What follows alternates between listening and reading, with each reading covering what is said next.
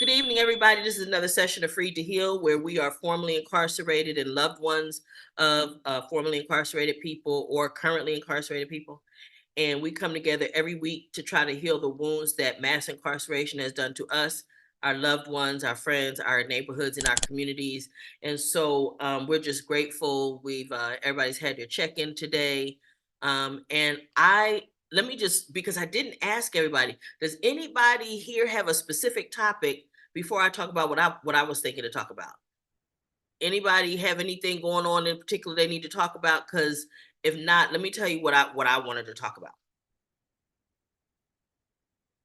Hearing nothing? Okay. I want to talk about my question is, do we really want to heal?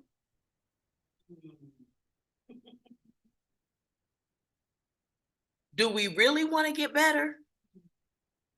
Or do we just like being able to complain about the stuff we don't have and the things that aren't good? I'll go with the second one. Yeah. So say that again. I'll just bitch about anything. Don't worry about it. We know. Yeah, we know. But this is the thing. This is my concern. You all probably figure out, I talk to a lot of people. I know a lot of people. Um, my goal, my intention is always to help people. I also find that I don't have a lot of patience if you're not really trying to fix it. So if you come to me and you want to talk for 3 hours and you want to talk about what makes you sad, what upsets you, you got an issue going on, I'm okay with that. If you come to me and you want to talk and you want to ask my advice, I'm okay with that. What I'm not okay with is when you ask me for my advice and you don't take none of the advice I gave you, none of it, even if you agreed to take my advice. Then you come back and you want me to sit another 3 or 4 hours and listen to you say the same thing over and over again. And you might get me twice, maybe. But by the third time, I'm not listening no more. But in the course of this, because I talk to a lot of people, I've noticed that there are some people that really don't want to fix the problem. They like being the victim, sad, depressed, and being the victim all the time. They like that. Hi. So for me, my question again to everybody is, do we really want to fix the problem? Do we want the things to go away? Do we want the circumstances to get better? Do we want to heal? Because even in talking, I teach in prisons and I'm getting ready to go back into Folsom, and in all of these institutions, and even in the people that I speak to in the street, again, there are people who want to talk about it over and over and over again, but they don't really want to do what's necessary to fix it. I'll give you an example, right? 1 second. You're going back in? I am. I'm probably in November going back in. Well, probably in November going back into Folsom. Mhm. Yeah. You be careful down there. Of course I will. Of course I will. I know it's a level 2, but there's still stupid people down. Well, let's be clear. It's some stupid people right outside this door right here. Yeah, but not as stupid as they get. You know what I'm saying? It's stupid people everywhere. They a dime a dozen, and they're gonna. But I'm gonna take all the precautions. Well, you know what it is? It's you get some fool. He ain't about nobody, and then he thinks, well, if I go stab this lady what's coming in here, then I'm gonna be about something. Mm-hmm. And that's, I mean, he's gonna get his ass killed for it. Mm-hmm. Because I know there's a lot of people in there like you. Mm-hmm. So he let they PC him up real quick. His ass is grass. Well, one of the things I can say, and interesting that you say that, because I don't know if I shared with you before when I was teaching in CIW in the women's prison, and there was a particular inmate who was in my class, and I start agreements with, I get everybody to agree how we're going to function. in my groups when I teach in the prison, when I teach anywhere.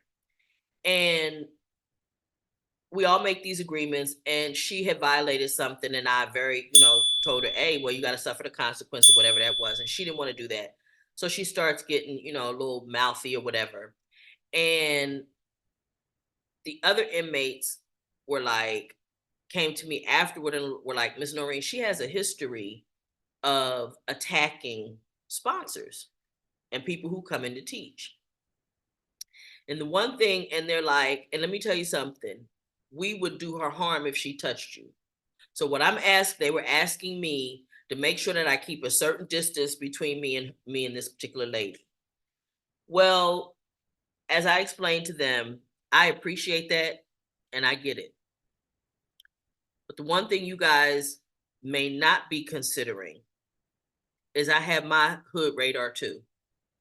So my instincts are pretty good too. So I could feel that, and she could feel me. So she wasn't feeling like that much of no frog to leap over here and try to touch me neither. So my point just being, I am going to follow my instincts. I am going to always try to be as careful as I can, right? And safety conscious. I can gauge when things or somebody is a little bit off or whatever, I could feel it. So, and then whatever the natural precautions and my instinct don't cover, I got to leave that up to the creator. And I know he got my back. And I know that. You know what? Yeah. And I know he does. I know what the creator is, but a lot of times that fool just lets something happen. Listen, let me tell you something. Yeah, he does. No, listen, this is the thing. But this is the thing. Let me say this about that though. Even if he did, then that's his will, and it's gonna all be okay, even no matter how it go. And I'm just saying to you that that's my hierarchy. Yeah, but our loss would be here. I understand, sweetheart. You go up there, that's fine. You're gonna be happy, there's Right. no doubt about that. But that ain't gonna make us happy down here. I know. I know. I don't.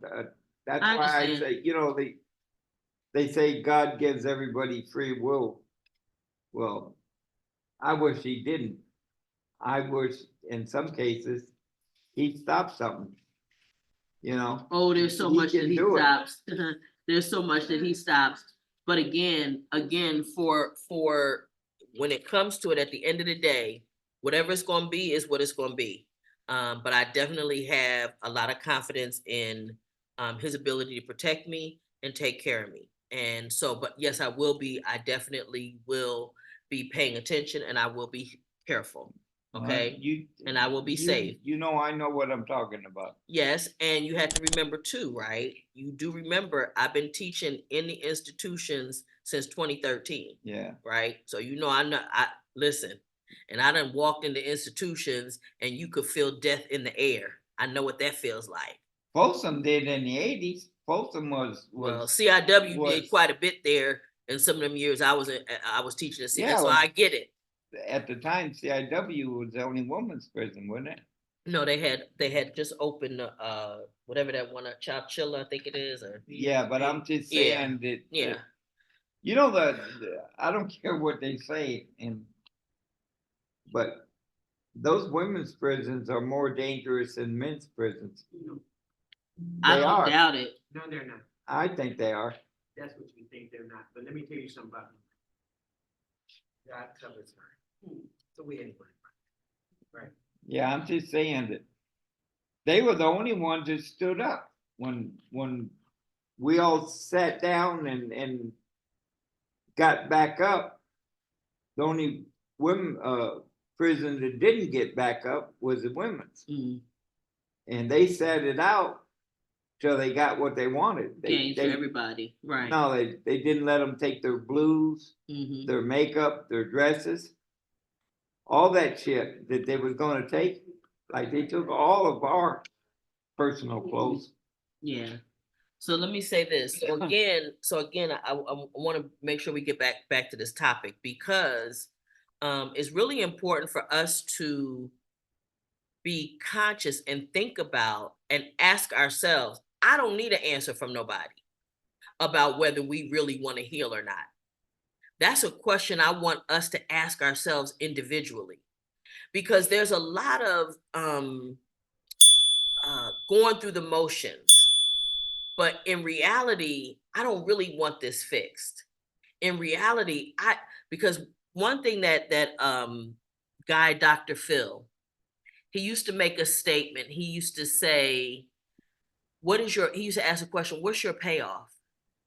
What do you get out of it? And I want to know what people get out of holding on to the misery. What do you get? There's some benefit that people get from holding on to misery and hurt and pain. And so I'm asking everybody to ask yourself, do you really want to heal? Do you really want to be healthy? Do you really want to live a life where you're not constantly under pressure, you're not depressed, you're not sad, you're not suicidal, you don't need dope or drugs or alcohol to numb the pain? Because we do a lot of these things because we don't want to, because we're hurting, right? But I've learned, I have a family member who I know got a lot of attention from a tragic situation. And I am convinced and believe that she became, she liked the attention that being a victim brought her. And as a result of that, will create being a victim at all costs. Now, when there's a solution brought forth, run from the solution. They're not trying to be a part of the solution. They run from the solution, or they have a reason why the solution won't work. Because ultimately, they're not trying to fix the problem. See, the problem is my high, for lack of a better way to put it. And I'm confused as to what is the payoff that you get from that. Sometimes it's attention. Sometimes it's a good excuse not to progress in life. I've seen people do that so that they don't have to push to excel beyond where they are right now. It's just a good excuse just to be mediocre. What's that word they use? Oh, that's just me. Oh. Okay, that's just how I am. Yeah, I know I'm messed up, but that's just me. Okay, it's like when they say the church tell you come as you are, but they don't say stay there like that. They don't say stay like that once you get there. The issue is you go into church, and yes, you can come raggedy, you can come broken, you can come in your hooker outfit from last night. You can do all of that. But once you get some understanding and you learn some things, it is expected that you will grow beyond I'm damaged, I'm broken, and I'm just broken. But do we really want to get beyond that? You know, and like I say, I don't need nobody to tell me. I just need you to ask yourself these questions. Do I really want to fix it? Or do I just like to complain? And I'm convinced that a lot of people it's not even conscious that that's what they're doing. They don't even know that they don't want to fix it. If you talk to them, and if I said to them, you don't really want to fix it, you like being depressed. How could you say that? Clutch my pearls. But no. Why do I say that? Because every time we come up with a solution to your problem, you got another reason why that ain't gonna work. Another reason, I'm telling you, another somebody else to blame. Listen, my family member, all of them things is all of that. I'm a blame. Now is not this. Now is that. It's not them. Now is you. Okay. but the solution was given to you. So what you gonna do with it? What you gonna do with it? A lot of times, I talked to a lady years ago, had a situation happen 50 some years ago, and she has decided that she's going to be miserable. And she's been miserable for 50 some years about a situation and a person. The person that she was offended by had been dead by the time I talked to her more than 10 years. And you're still allowing this person to make you unhappy, miserable, sad, depressed. How? Nothing good has happened in your life since that 50 some year ago. And my question to this person was, how many more years does that person get to steal your joy and your happiness? How many, or more importantly, how many years are you going to give them to make you unhappy and miserable and depressed and sad and angry and hostile? You like being like that? See, call me crazy, but I don't like that feeling. I don't like being mad. I don't like being sad. Damn sure don't like being hurt, because when I'm hurt is when I try to fight. Yeah, it's sad. It's sad. Well, it's bad. You know, you probably can get away with something if you make me mad. But when you hurt me, somebody help me. You know what I'm saying? Where the Vaseline? Somebody, and if you hurt me real bad, oh, it's even worse than that. Oh, I get ignorant. The first thing to heal it. What's the Vaseline for? Oh, the Vaseline. Oh, okay. Wait a minute, y'all. Wait a minute. Wait. The reason we got to wait. Don't lose that thought, Di. So this one asked me when I'm taking off my glasses and getting ready to take off my earrings, and I said, "Where's the Vaseline?" He asked me what the Vaseline is for. So for any of you guys don't know, when you get ready to fight, you put it on your face so that when they go to, especially as girls, when they go to scratch you, it don't scratch you and you don't get marks. Yeah. So girls scratch. Girls, they want to scratch your face up. So you put on Vaseline ahead of time so it just kind of roll off of you. So you learned something today. So listen, in your checkout, look at that look on his face. In your checkout, you're going to tell me that you learned something today. And you're not going to stick out your tongue. You're going to say you learned something today. Yeah, he's tore up. He's all scratched up. Huh? Wait. I want you to say it again. Wait 1 second. What you say, Harry? What you say? I said he looked like he was already in a cat fight. Yeah, he might have been in a cat fight. Look, he might have been in one, Harry. Hey, y'all gonna get off my brother. I'm not going for that. What you say, James? I'm not going for that. Y'all get off my brother. Wait, say hi to James. Don't let me have to show up. I will pop in. Fat bastard. You should have been here. You big ear honey bun. Ben's mama back there. Yeah. Yeah, okay. Listen. We miss you, James.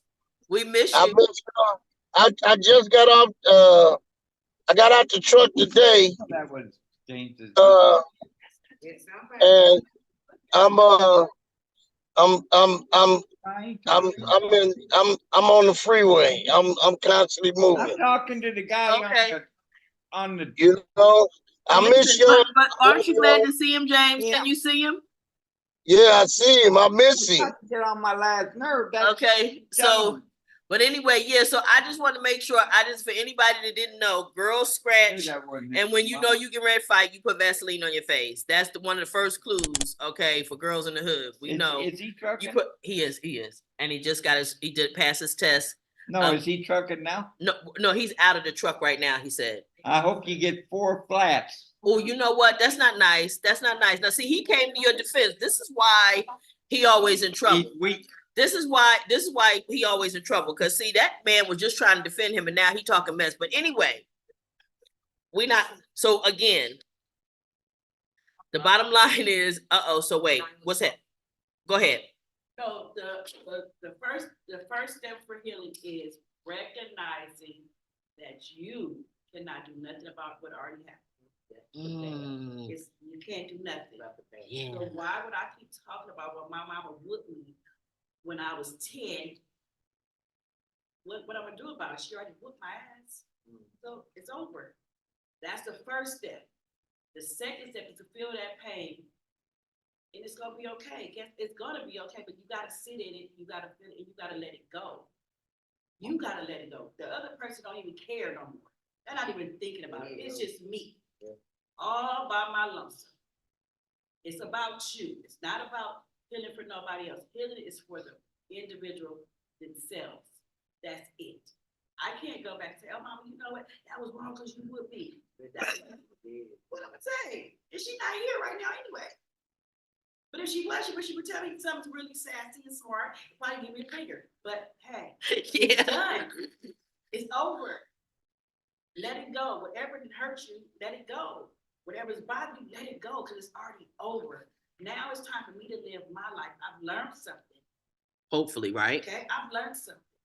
I surrounded myself with good friends that I can reach out to anytime that I need to reach out to them about whatever's going on with me. Second step, you have to surround yourself. Third step, you have to surround yourself with good people. Yeah. You have to. If I'm around some BS people, guess what I'm gonna stay in the BS. Yeah. Yeah. The fourth thing is be confident enough in yourself to be okay to learn. Mm. You don't know everything. I don't. I had to learn. It took what 6, 7, 8 years for me to Shirley tell me I was wrong for busting out the window. I said, what? What was I wrong? But you know, because I was mad. She told me I was wrong. I said, and I thought about it, I was like, dang, that was wrong. You was mad. That didn't mean you're supposed to act out because you're mad. But I accepted that. But you don't know all the answers. We don't have, no one walks around here with all the answers. But I can tell you, if you accept what you learn each day, every day, and get with some people that can talk to you and help you, you will grow. You will do better. And you will heal. And you're gonna heal. Yes. Yes, ma'am. So it's like you're saying, do they want to heal when tragedy has struck their lives? Mhm. So I have a nephew that when he was 2 years old, he likes to stick with the thing that my sister killed his father. But my sister had an automatic rifle and his dad bumped against it. It shot him one time, not multiple times, like if she had pulled the trigger. And because he had heroin in his system, they said his body wouldn't respond. But he knows the truth. He knows what happened, right? But he prefers to say to people in tears, you just don't understand. My mama killed my daddy when I was 2. And he sticks with that story, even though he knows that's not what his mother didn't kill his father. Your father died because he was full of drugs. That's the reason I gotta do what you do. Yes, that's And one. that's- That's an yeah. example of what I mean when I say that is, and I'm sure you don't understand, is always the conversation where somebody's telling him he should be better. He should be doing better. He should be moving forward. He should be progressing. He should have more accomplished and all of that. I'm And guess sure, what? but you don't Guess what? understand. You don't understand. Guess what? If dad hadn't did this, my father raised him and one of my other nephews. Well, one time he said to me, all the kids on the street was getting cars, which is not really true. All the kids were getting cars, and I didn't get no car. I said, Gene, did you ever think to go get a job and get you one? Whoa. That's not crossing your mind. Whoa. You mean I gotta do something? I gotta do something to fix this Let me tell you problem? what, he blamed my sister, and he used to make her go to the teller and take her money out and give to him. He's terrorized our family with that my dad and my father and my dad, she killed my father, she killed my father. Okay, your father's dead, you've grown up, maybe some stuff, she was young when she had you guys, so her life is what it was, but my mother and father gave you guys a house, right? A home to live in. Wow. Me and my other sister say he just got bad blood in him. Well, what it is again, I'm sure there was a lot of what families tend to do is we overcompensate for the loss of the parent.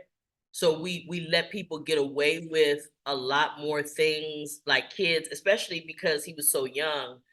I'm sure there were a lot of he was given a lot of leeway. Oh, well, he's hurt, this and that. And so, and then then it becomes a habit, and it becomes, I dare say, an addiction. It's an addiction to being the victim. It's an addiction to being in pain. And even if nothing else, even if I don't like it, it's how I know how to survive. This is a familiar place for me. I can't go into